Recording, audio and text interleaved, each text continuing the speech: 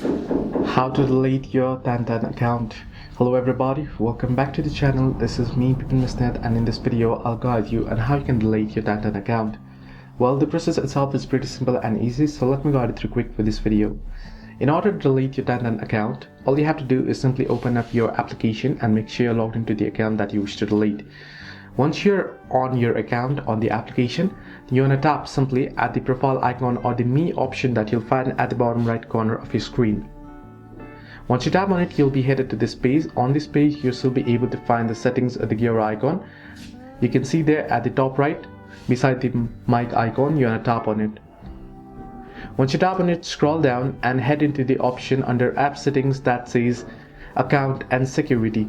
So you can see Account and Security option, head into it, and at the bottom you can see Delete Your Account option. Go ahead and proceed by tapping on it, and you want to choose where you want to delete your account.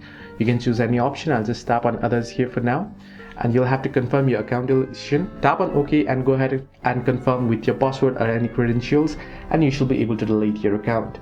So this is how you can delete TanTan account. Hope this video helped you. Do like and subscribe, and also do not forget to leave a comment down below if you have any further issues.